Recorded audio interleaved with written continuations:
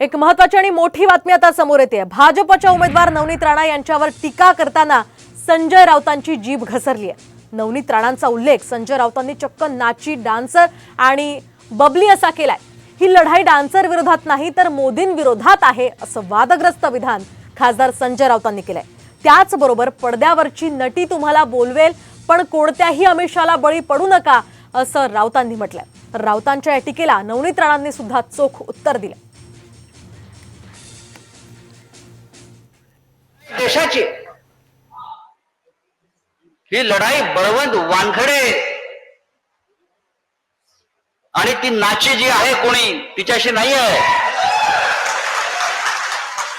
डान्सरशी नाही आहे, बबलीशी नाही आहे।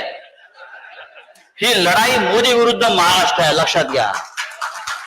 अंबा नगरीमध्ये अंबा मातेची नगरी आहे, एकविरा मातेची नगरी आहे। अशा महिलांची संस्कृती जोपासणारी अमरावती, या अमरावतीमध्ये येऊन इतक्या खालच्या स्तरावर नवनीत राणावर टीका करणं, अशा प्रकारचं मला असं वाटते महिलांचा अपमान तर त्यांनी केलंच आहे, पण देशातल्या राज्याच्या सगळ्या कलाकारांचा अपमान केला। बाळासाहेब ठाकरे हिंदुत्व सम्राट जर असते तर आजच्या क्षणी संजय राऊतची हकालपट्टी केली असती।